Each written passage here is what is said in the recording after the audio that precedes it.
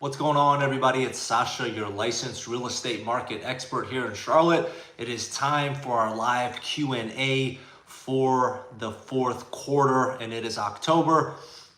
I cannot believe that it's already the fourth quarter of the year. Time is just moving by way too fast. And you know this by now. Right now, September, October through January, February is my favorite buying season.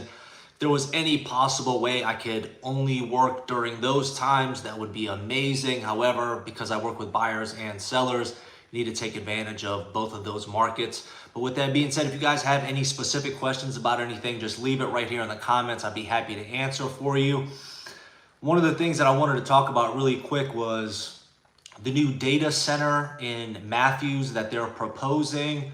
And then also, if you have seen that, it's like a solar farm or solar manufacturing plant or something like that that they're proposing in the Fort Mill area. That's right next to the new middle school and elementary school, Flint, I believe. I don't know why these developers, data companies, solar companies, why you need to pick those dense populated areas in order to build one of these things. We have so much rural land that's out in Concord, that's out in Kannapolis. I mean, you name it, in the middle of nowhere where it's just acres and acres of farmland, but yet they're choosing some of these areas to build, which is going to be very interesting. And I know a lot of people, the residents and things like that in Fort Mill, I mean, they're up in arms about it. They are doing a ton of voting and things like that to keep that kind of solar farm out of the area. And some people are worried what it's going to do to home values. I don't honestly think it'll do much to home values, just for the simple reason that if you look at Mooresville, if you look at a lot of properties by the lake where the Duke power plant is, if you're driving on the main road, you can literally see the power plant, you see all the smoke coming up, yet you have some of the most expensive real estate a mile away from there. So I don't think it's going to do much, but I think a lot of the families and things like that are just being a little more cautious, just because of the fact that that solar plant, the solar manufacturing area that they're trying to build, is so close to the schools. But it'll be interesting. Like I said, I personally don't think it'll do anything to the values, but again, it is a topic of discussion for a lot of people. And then the Matthews data center, I need to read into it a little bit more as far as location and as far as actually what it is. I just think it's a little awkward that they're choosing Matthews and Fort Mill, to build something like that because of all the rural land that we have here.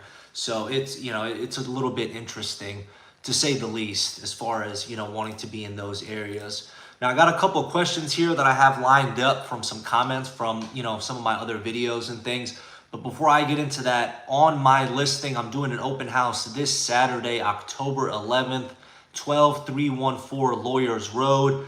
It's a beautiful single family home on just over 1.4 acres with 2 additional detached units. One of them is a new construction garage built in 2022, 10-foot ceiling, so you can put your boat in there, bunch of different toys and things. And then above, you have a 755 square feet of unfinished space that is already set with plumbing, electrical, and HVAC for you to put a mini split unit. And then there's also a detached office. So if you're going to be in the area, I have some coffee. If you want to bring me some snacks or something, I'll be there Saturday, October 11th from 11 a.m. to 1 p.m. And I'd be curious to get your thoughts on the property itself, because it is, a very unique property. So dive into some of these questions. If you have something, leave it here in the comments. If you're watching this after I re-upload it, I'll answer the questions at that time. But again, you guys have all my contact information. I'll put it right here, and it's also going to be linked down below. So any questions in regards to anything in regards to Charlotte, the surrounding area, specific neighborhoods, the real estate market, call, text, or email me anytime. I'd be happy to help you. And let's see what we got here. What are some of the most family-friendly neighborhoods in the Charlotte area? I'll answer it broadly, but obviously this is going to depend on a lot of different factors. More specifically, obviously it's all going to come down to price range. Starting off with kind of South Charlotte and up, Waxhaw, Marvin, Weddington, Wesley Chapel, obviously Ballantyne, Indian Trail, Matthews, Fort Mill, Rock Hill, Tega Cay, South Charlotte, obviously South Park. North, if we go North Charlotte, I like 28269, the Highland Creek area. Huntersville is awesome. Harrisburg, Concord, Mooresville. Honestly, there's too much for me to name. If you have a specific price range that you might be looking for, or anything like that, give me a little bit of a better description. I can guide you. Otherwise, I can, I can name you 20, 30 areas that are, really good for families based off the schools, based off their location, based off of things to do and amenities. So I hope that little bit helps. But again, price range is going to be the biggest thing. And then obviously other factors, like if you care about drive time and, having the convenience of everyday shopping, grocery stores, coffee shops, restaurants, and things like that. What are some of the biggest differences between Ballantyne and South Park when it comes to lifestyle and housing? That's a really good question. Ballantyne and South Park obviously are really great areas. One of the main reasons people move to some of those areas are because of the school and because of the location. Ballantyne is a really, really kind of true suburb. You're still in Mecklenburg County, you're still in Charlotte, but you're on the outskirts, right where the 485 loop is. A lot of the houses in Ballantyne are going to be built in the early 2000s and then the 90s and then up. And it's a true kind of suburban lifestyle. People move there because of the schools, because of the location, and it is continuing to build. Obviously, we all know about the bowl at Ballantyne, which I made a video about, and I've been there a ton. I've been going to OMB Brewery. My wife's family just came here. They have 3 little kids. We went to the Stream Park area over there. South Park is extremely centrally located. South Park is easily one of my favorite areas, and I live nearby. I'm in the zip code 28211. And you got Uptown, then you got South Park, then essentially you got the outskirts of where Ballantyne is. So if you want to be a little bit more centrally located, a little bit more, things to do, more condensed, South Park is going to be it. But the biggest difference comes into pricing. Ballantyne by no means at all is inexpensive. It's definitely on the higher price range, but in my opinion, it's not comparable to South Park. South Park is a step above when it comes to housing in regards to what type of house you can get for the money. And South Park is also a mix of, newer construction and then obviously houses that were built in the 70s, 80s, and 90s. And then even some of the older ones that they have, torn down and built these multi $3 to $5 to $7 million homes. And some of those properties you can't even see. If you're driving off Carmel Road, you don't even know that there's a windy road back there and that there's this massive 8,000 square foot home sitting back there. But I don't think you can miss in regards to both of those areas. It really just depends on what you're looking for. I like South Park because it's very centrally located, but I could easily see myself in Ballantyne in the future, depending on where it goes, except for the traffic. In both areas is, getting rough. I have a closing this month in Bridge Mill, which is in Indian Land, and I go through Johnston Road and 521. A lot of construction, and every time I'm driving up there to meet my client, it seems like I'm getting stuck in traffic. How does the vibe in places like Plaza Midwood or Noda compared to newer suburban communities? Plaza Midwood and Noda, both are really fun areas, especially to kind of, go hang out in and things like that. They have a lot going on. And those are areas that were kind of, gentrified. They were areas that were super sketchy, not super sketchy, but they were when I first moved here almost 12 years ago. And now it's flipped totally. Some of the best restaurants, are over there, and as far as things to do and bars and breweries. Noda has the light rail access, but those 2 areas specifically are very unique. They're like our arts districts in regards to housing. A lot of the older housing mixed with the new construction, and now you have these 3 to 500 unit apartment buildings going up as well. So the growth there is tremendous. A lot of younger professionals are flocking to the area because of everything that it provides, but they're very unique. You can't really compare a Plaza Midwood or a Noda to somewhere on the outskirts that has a ton of new construction and things like that. They are their own, unique areas.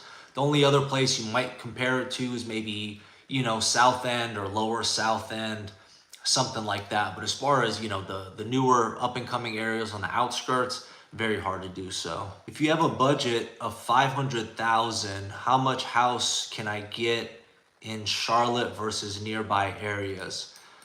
It's all going to depend. If you look at a neighborhood like Sardis Forest, which is where we used to live, and we love it. A lot of the houses over there are going to be 1,600 to 22 to 2,400 square feet, and they're going to be within that $500,000 price range. On the higher end, they're between 5 and 6, but they're great areas. But if you take that same $500,000 to $600,000 and go to Indian Land, for example, or Fort Mill, in regards to housing, it is going to be night and day. Housing is going to be night and day. You can get newer construction in those areas. The newer construction houses, for the most part, are all going to be 2,000 plus square feet. A lot of them hovering in that mid 2,000 range. And obviously, people love the new construction homes. So, if you're in Charlotte, if you want to be within the Charlotte area, 500,000, you can still get a really nice home, but just expect it to be older, built in the 80s, 90s, maybe even 70s if you're in an area like Starmount or Montclair or something like that. Square footage, you're going to be 1,500 to maybe about 2,200. And if you, take that same budget, like I said, go to Indian Land, go to Fort Mill, go to Huntersville, you're going to get newer construction. You're going to get over 2,000 square feet, and you're still going to get some really great, areas that are tremendously growing. Huntersville, over the years, I've just liked it more and more. Every time I go there, I just seem to like it more and more. And all the new neighborhoods that are popping up. In fact, I think they just announced I believe it's going to be a master plan community in Huntersville. It's probably going to be another 1 to 2 years before it's up, but more housing is coming to Huntersville. But I really like it. And I can say that about a lot of these other, suburbs and things like that. But at the end of the day, it just depends on what type of lifestyle, you're looking for. I'm 33. My wife and I, we have no kids. Once we do have kids and things like that, we're going to end up maybe going to a place like Waxhaw. Ballantyne, I could see myself in now. It's just the prices versus what I personally like isn't there. 2 + 4, long live the queen. Yes, sir. Good to see you, man. Davidson is really nice, better than Huntersville. I do like Davidson. Davidson is great. I think the only kind of difference that people might have versus Huntersville versus Davidson, obviously, Huntersville is located closer to Center City. If you live in Huntersville, hop on 77. You can still get to the airport within 30 minutes, barring traffic. You can still get to Uptown Charlotte, 20, 30 minutes, depending on where you are in Huntersville. If you're out in Davidson, it's going to take you 45 minutes to an hour, depending on traffic. But Davidson is great. It has that small town charm, and the houses there are amazing. I saw some of the best townhomes in and around the Charlotte area in Davidson. You got the walkability. It just has a lot going for it. It is considered kind of a college town because of Davidson College, but when you think of college town, it's not what you might think it is. It's not like a crazy party area or anything like that. A lot of families are up there. A lot of people like living up there. And Davidson is also one of those areas that's just going to continue to see that expanded growth as long as people like the location. Are there areas in Charlotte where I can still find homes under $350,000? Yes, there are. It's a lot tougher. I was just looking at homes this week on Monday with one of my investor clients, and we were looking in Concord. And Concord's a nice area, but the difference is stark. You just need to look for them. We looked at some houses that were $375 to $390 that needed a ton of work. We found 2 of them that were listed around that $350 range. Both were around 14 to 1600 square feet, but they're relatively move-in ready minus paint and some other like small touch-ups and things like that. So you can, it just depends. If you're okay with doing work, if you're okay with, doing flooring, if you're okay with painting, doing some cosmetic things, maybe even, some small bathroom renovations, you definitely can. But again, you want to be looking for location that's important to you. If you can find some good schools, obviously that's very important for appreciation and resale value. But long story short, yes, you can, but you're going to have to do a lot more searching. You have to have a little bit more patience, especially if you want something that's move-in ready. But North Charlotte, West Charlotte, and even East Charlotte got some potential options. If you're okay with a townhouse or something like that, you could get into the South Charlotte area, which is relatively more expensive compared to some other areas. But condo and townhouse will take you a little bit further as far as condition of the houses. The only downside is the HOAs. And if you're looking for something that has an HOA as far as a condo or a townhouse, if you can get under $300 a month, you're in good shape. They've been going up on the HOAs due to the rising costs of absolutely everything. So if you can find something 250 to 300 or under, you're in really good shape. That's a good starting point for sure. 2+4, we are building further and further out. I've been working as far as Lancaster and as far as Clover.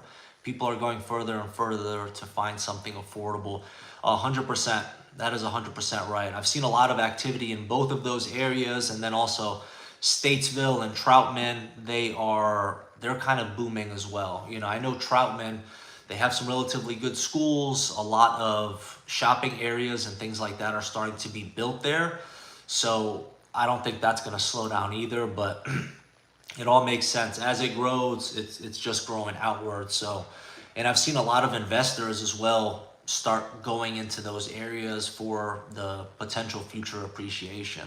What areas are good for young professionals who want a mix of lifestyle and walkability? I'm going to say the usual, and we already talked about them. Plaza Midwood, Noda, Uptown, South End, Lower South End. South Park is nice. Ballantyne is nice. Matthews is nice. Huntersville is nice. But again, if you want walkability, you guys know Charlotte is what's kind of considered a sprawl city. You're going to need a car to get around, but we do have those walkable areas. The condo that I recently sold in Piedmont Row in South Park, my clients, yes, they had a car, but they walked everywhere. And then they had e-bikes, those electronic bikes, and they would just hop on the Greenway and they'd go all the way up to Pineville and just kind of exploring the Charlotte area. So if you're in one of those areas, if you're in Huntersville, if you're at a Birkdale Village or something like that, you have that walkability, you have park access, Greenway access. So it'll depend on where exactly you are. But that true walkability near Uptown, near South End, Plaza Midwood, Noda. South Park, you do have some walkability, but not as much as those other areas, that I mentioned to you. The market report will be out, comes out on the 10th. Today's the 8th, so that'll be Friday. Hopefully it'll be out on the 10th, but we'll have that uploaded next week. And it's exciting. It is very exciting. I'm already seeing the mindset shift in buyers, a little bit less on the seller side, but the buyers, they're already, house just came on the market. Hey, let's offer 30,000 below and things like that. Sellers, it's gonna be a little bit tougher because I'm still seeing certain houses way overpriced, and then they're just gonna end up sitting for 120, 150 plus days and probably just, having to keep do multiple reductions. If you're a seller in this market, you need to get ahead of what's coming. When the market was booming, when we had the really low rates, people were essentially offering at the time $30, $50 plus $1,000 over, and then within a year the homes were worth that. Everything else was catching up to it. If you're a seller in this market, depending on the location and the home itself, because no two homes are ever the same, if you're a seller in this market, you need to get ahead of the market. depending on your situation. If you're like, hey, if I get an offer, great. If I don't, I'm totally fine with staying here. That's the best position possible you can be in. If you're like, hey, I need to sell within 30, 60, 90 days, you need to price super aggressively and, you know, get the home ready for the buyers out there. There was an article that I read today, I believe it was from Realtor.com or Redfin, but they are predicting, or you know, the mortgage people are predicting, which take it with a grain of salt, but they're predicting 6%, potentially below 6% interest rates, you know, coming in the coming months. If that happens, we're going to have more buyers kind of come out of the woodwork. It's going to be a good time because of the buying season right now. You tend to see lower prices and things like that right now as we're heading into fall and winter, which is great news. But, you know, the trajectory is the same. We'll go over it in the market report. Home prices shot up relatively quickly. And now, as far as inventory, we're seeing year-over-year changes, year-over-year changes. And you can see exactly where it's heading. And I don't think the trajectory is going to change unless something drastic happens in the world, or unless the interest rate drop, you know, under 5% or 5.5%. Then we'll, you know, we might see some changes. But either way, it's just very, very fascinating to see these changes. And a lot of people, I think, are going to, you know, we didn't just wake up one day with the prices being this high, and we're not just going to wake up one day and the prices being, you know, 10 to 15% below from their peaks. It's all a gradual process. But again, like I said, the psychology of the buyer is starting to change, and I can't talk about it right now because we haven't closed on the house yet, but I might talk about it in a future video. We had a house that just came on the market, and one of my clients and I, and we got a really good deal on it, and I was even surprised that the seller accepted it, but you know, they did. So he got a great deal, and it's a great house. So any and all questions, guys, we got about 8 people on here. I'd appreciate anything you got for me. How is the rental market doing right now? So I personally don't work with rentals. You know, it's not something that I pay as much attention to as kind of the general, you know, buying and selling market. But I think we're relatively stagnant as far as rentals goes. I wouldn't be surprised if we're, you know, trickling down a little bit just because of all the new places that people are building. You know, single family homes is going to be a little bit stronger, but when it comes to apartments, condos, and townhouses, they're building communities, you know, in and around the Charlotte area that are just going to be rental only. They're building new construction and they're renting it out. They're not even planning on selling it.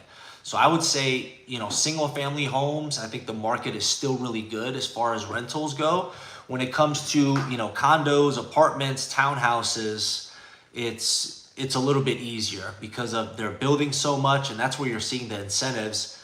You know, especially now, again, fall and winter time, you're going to be seeing, you know, hey, sign a 2-year lease, get 3 months free, sign this, get a free washer and dryer, whatever the case is. You're going to be seeing that stuff pop up now since we're in the fall.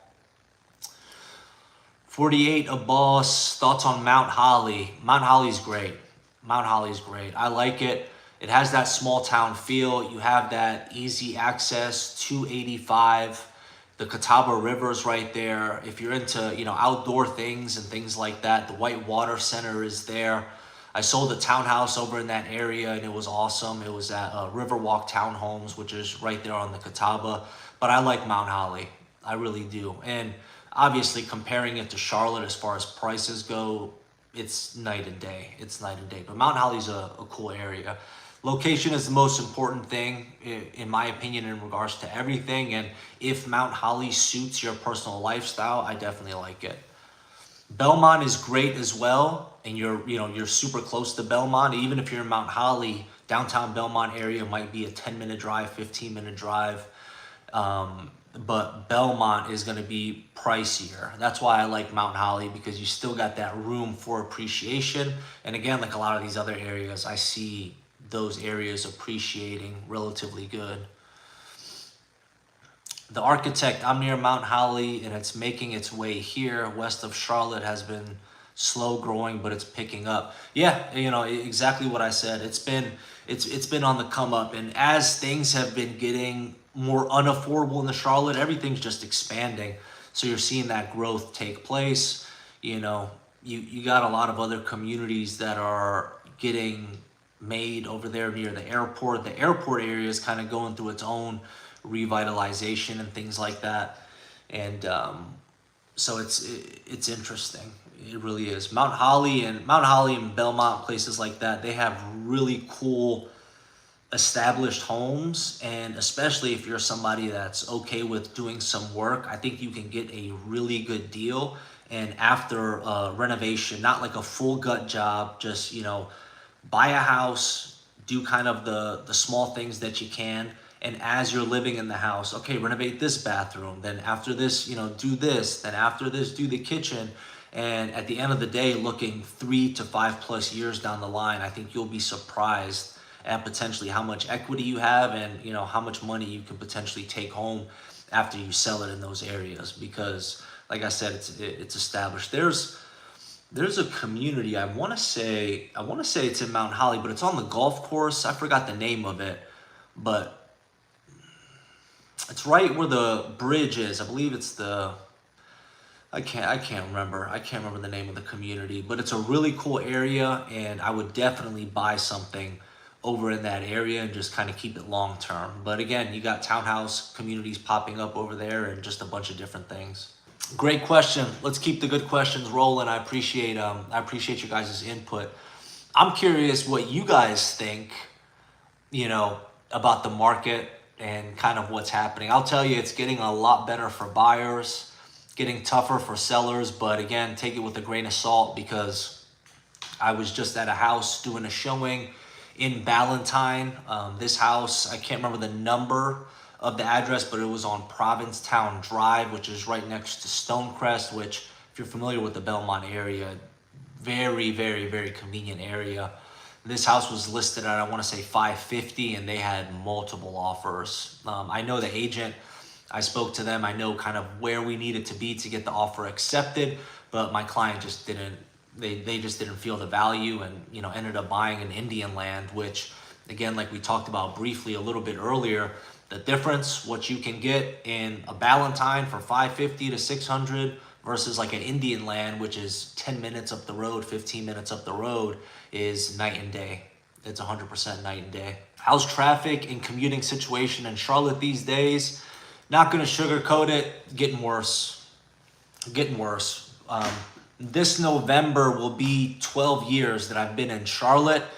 And, 10, 12 years ago, it was nothing. Honestly, ever since kind of the pandemic boom and things like that, I've just noticed more and more traffic almost every year. Before I could easily get on 85, I can get on 77 and no real issues. Now, today I was on 85 heading back to Charlotte, going through Uptown, and I just ran into a 5-minute delay in traffic for no reason. It was like 12:30, so it's getting worse. It's going to continue to do so. Touched on it a bunch, but if the population doubles as they expect it to do by 2050, traffic's not going to get any better, And I've had people that bought houses 5+ years ago that specifically went a little bit outside of Charlotte because they said, Sasha, it's all going to catch up. And, it did. There was one community in specific that was in Waxhaw, essentially kind of in the middle of nowhere. You still had, within a 10-minute driving distance, you still had a shopping plaza where you can get your daily necessities and things. But other than that, it felt like you were just surrounded by farmland, and now multiple communities got built around it. So it does not even feel like that. And it's not going to be surprising to me when that happens to all these other areas like we talked about. Troutman, Statesville, Mount Holly, for example, still has a lot of land that's not developed yet, but I think will get developed. The architect, it's going to get to a point where it won't be worth living here, either because it's not worth it. Yeah, potentially. But again, that just boils down to the person. Look at, it's drastic. But look at a place like New York City, or look at a place like Seattle, or like Washington D.C. Some people love those areas that are very highly congested. But I'm not gonna lie to you, there is a part of me that's like, okay, if these things happen, I still plan on owning a lot of real estate, because I see the appreciation in the next 10 years being something, something truly special. But there's a part of me that, you're looking at a place like Winston-Salem, and looking at places like that, you're just like, I think that'll be nice. Like a very small town feel. They got like a little downtown area and things like that. I have no plans of leaving Charlotte anytime soon, but again, life changes as the years goes by, and you never know what'll happen. But in general, North Carolina, South Carolina, I don't personally see myself leaving, just because you just have so many options. You have so many options. Charleston, I'd love to live on the coast, but I'd be terrified to own real estate due to, potential hurricane issues and things like that. The mountains, you got Boone, Blowing Rock, Asheville, so many different places. Fort Mill versus Indian Land. So this is kind of the way I look at both of those areas. I think they're both great areas, and if you'll notice, if you're doing some searches and things like that, you might see a house, say Fort Mill, but it's Indian Land.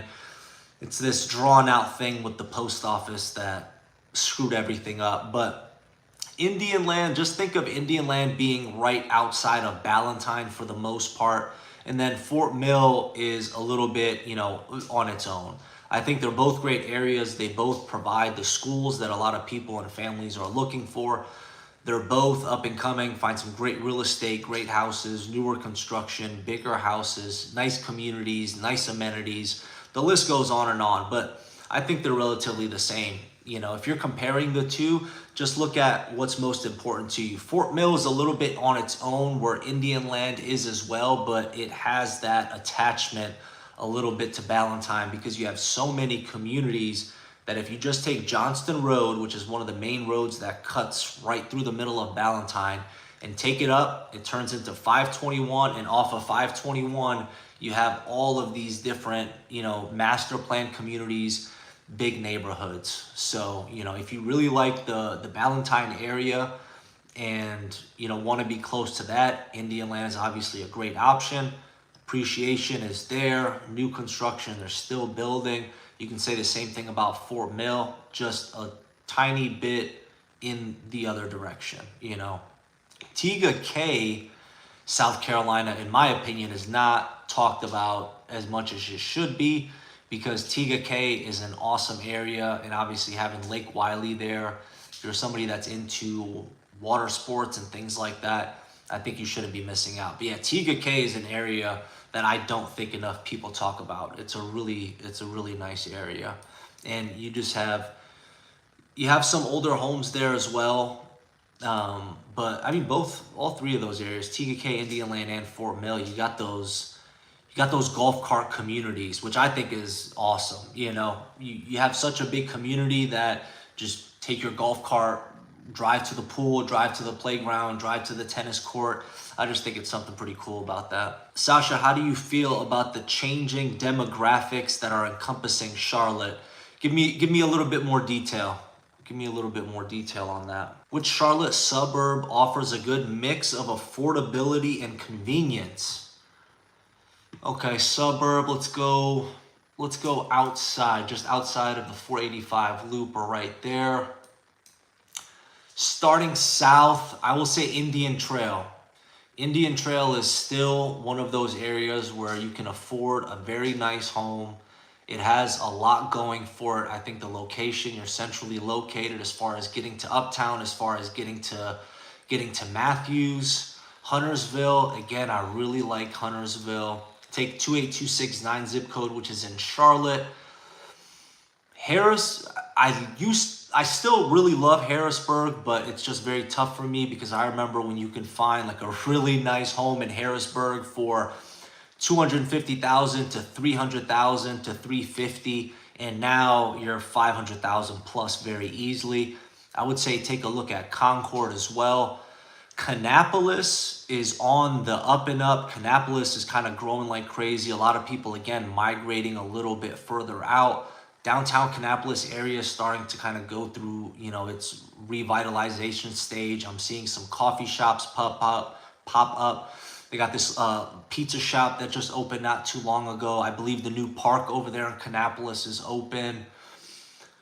Denver's an awesome area, but it's pricey. Denver's pricey over there. Mountain Island Lake is nice. If you get up to where the White Water Center is, I think you have that, mix of affordability and still convenience.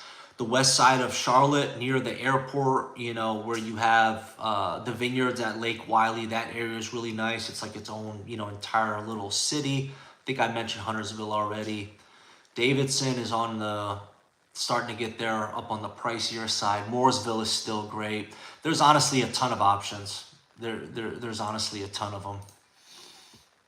The Architect, locals feel they are being displaced by people coming from other states, which is actually ruining the beauty of what makes North Carolina great.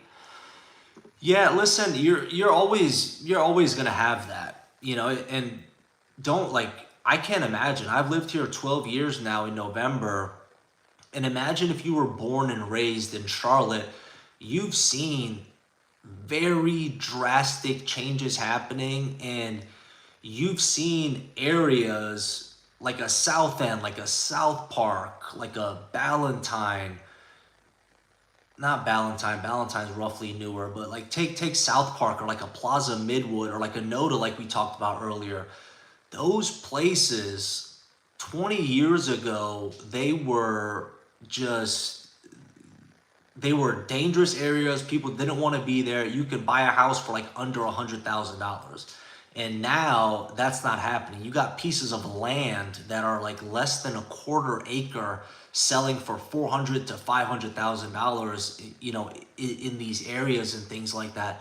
So I get it. The biggest thing for people moving here is just fit in with the people here, New Yorkers, I work with a lot of people from New York and New Jersey, and when you're born in a place like that, I'm assuming it's very similar to a place like Ohio. Everybody's kind of closed off. Everybody just kind of, thinks about themselves for the most part. They have their own things, but when you get down here, try to change that a little bit. Everybody is from somewhere else. A lot of people want to meet other people and things like that.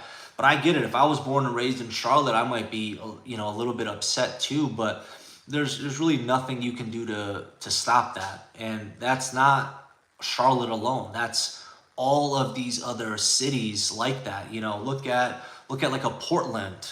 Look at like what is that? It's not Idaho. Hilarious. I can't remember, but there's so many places, even in like Colorado Springs and things like that, just completely changed due to the influx of people. Florida in and of itself is completely changed because they have a massive, migration shift that happened there. South Carolina, North Carolina as well. Places like Alabama too. Huntsville, Alabama, which I believe is kind of like the capital thing, but that whole area is completely different. So, exactly. There's nothing you can do. Just try to fit in, and I try to do my part in that as well. The Southern charm, the Southern hospitality is a real thing, and keep it alive. Keep it alive. That's all I can kind of say in regards to that, because I still think it's a great place to live. The Architect, I love Charlotte. It's great. It's great. Some people love it, some people hate it, but again, not every city is for everyone. I can see reasons why somebody might not like it, and I can see reasons why somebody would love it. One of the interesting things that a lot of people were saying during the 2020, up until now was, hey, people are just moving here because they can work remote, and they're buying a house. They're only going to live there for 1, 2, 3 years, and then after that time is up, they're all going to move back.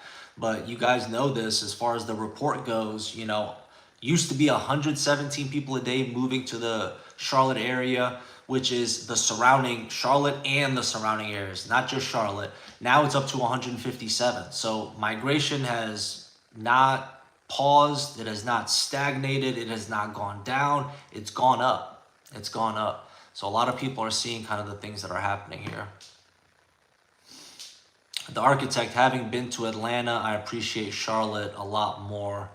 Yeah, I've been to Atlanta one time and it was pretty nice. I work with people that moved to Charlotte from Atlanta, and they tell me places like, I think it was Alpharetta, Georgia, which I believe is like a suburb outside of Atlanta. They told me places like that are really nice.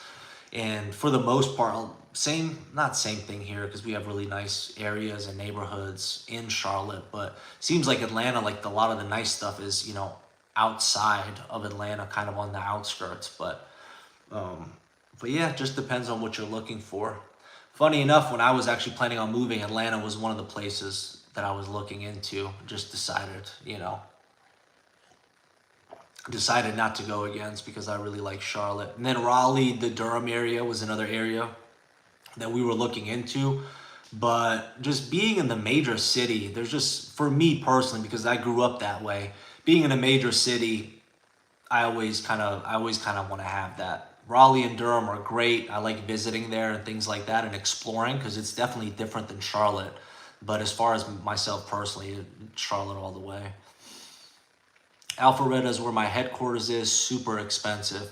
Yeah, I mean, I would assume so. I've had a couple people that moved here that I helped buy a house here that were from Atlanta, Georgia area, and I can't remember if both of them were from Alpharetta, but they told me like Alpharetta is really, really nice. But you know, I think they moved for work reasons too. So not nothing out of the ordinary here. Any and all questions, guys? We got about 9 people on here, which is absolutely fantastic. But type away, leave something in the comments so I can help answer it for you. Other than that, let's do a quick rundown, which we're going to talk about on the market report next week. But I haven't gotten the stats yet. The stats don't come out until the 10th or 11th, so we'll have those then. But okay, I'm gonna screenshot this so I can, you know, re-upload it when we get to that point. God, did I forget how to do it? Yeah, I did. All right. 7-day market watch. New listings 1,571. Price decreases 2,572. Do you guys see the changes? You know, the changes that are happening. Out of those, 1,417 accepted an offer. 355 withdrawn, taken off the market, more than likely because they didn't get the price that they wanted. Again, if you're a seller out there, every property is different. If you got a nice property in a nice location, in a desirable location, you're going to be just fine. Outside of that, you need to price the house aggressively, and you need to price it ahead of the market. It's not rocket science. Look at the charts. See what's happening. More inventory is building, and I think we're going to continue to keep building it. And then there's going to be that moment where, you know, things start to come down. Like I said, people are already getting great deals on houses right now, but for the stats to reflect all across the board, where, you know, I can come on here and I can say, hey guys, we are officially down from our average sales price. We are officially down 15% from our average sales price across the board. We still got some time until that happens, but believe me, I just saw, I want to say it was Woodbury Forest neighborhood. The house was listed at 565. They did multiple reductions. They ended up getting to about 515. The last reduction, I believe, was $499,000. They accepted an offer of $415,000. They started at 545, reduced it all the way to 500, and ended up accepting an offer $85,000 below the listed price. I want you, that's why I tell people, keep your eye on stuff. You know, keep your eye on stuff. And There's so many hidden gems. There's so many hidden pockets and areas that people don't know anything about. There's a house that I'm looking at myself personally. It's been on the market for over 120 days right now, and I'm just keeping my eye on it.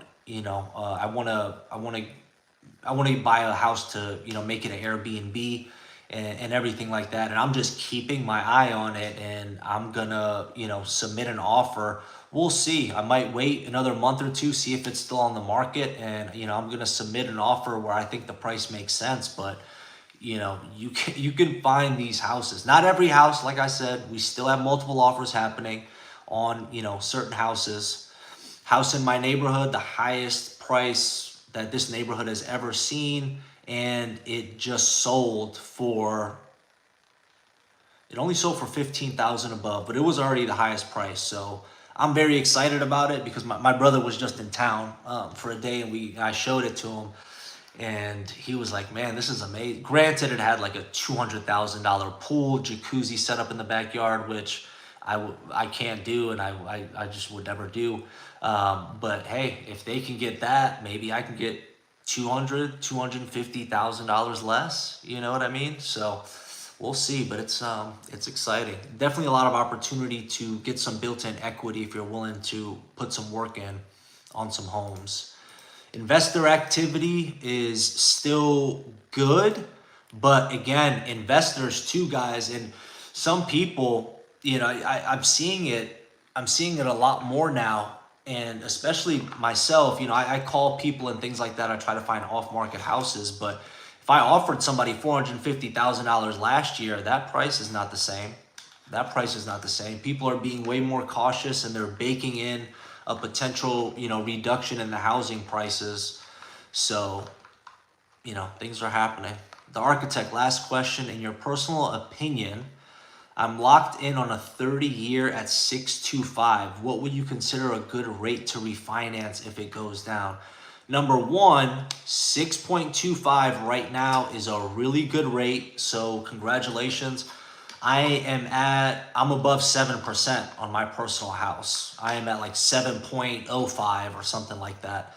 And I was thinking about refinancing. If you're at 6.25, you just got to run the numbers. Just go on Google, type in mortgage calculator, make sure it's set on refinance. Type in all of your information that you have now with your 6.25 rate, and then put, what does it look at a 5.5% rate? What does it look at a 5.25% rate? And that's what you need to take into consideration. How much will it knock off in regards to your monthly payment? How much more will go towards equity? And then you also need to consider the price. I'm not sure what lender you used. My lender, if you refinance within a year, she does it for free. But some lenders will charge you. So take that into consideration too, because if you have to pay the closing costs again, you're looking at a couple $1,000s extra on top of that. But I would probably say I personally would wait till you're probably at 5.5 or under. I think that might make sense, even if you have to pay a couple thousand. But again, hop on the calculator, do the refinance portion, type in all your stuff, and just play with it. I can refinance now. It'll be, what is that, 0.75% less. I'm not refinancing right now because when I do refinance, I don't want to refinance again, for a little while. All the paperwork and stuff I don't want to deal with. So I'm probably going to wait until it gets closer to 5.75 or 5.5 to refinance mine. I was thinking 5s, high 4s. I don't know when we're going to see high 4s. It might take a little while for that to happen. I think once the rates get under 6%, if we get to like that 5.5, I think they're going to stay there for a good amount of time. Because again, we don't want the rates to just shoot down to high 4s, because a ton of people will get back into the market. And relatively speaking, we still have low inventory, so we don't want that.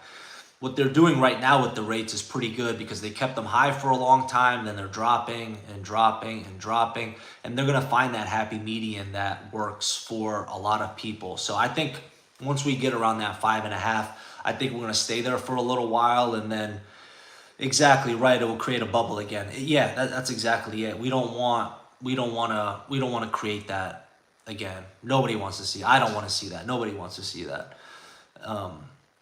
So yeah, I think if we under 6, mid 5, between 5.5 to 6%, I think we're gonna stay there for a little while, and then we'll start to go down. Once inventory builds up to a certain, it's all a cycle.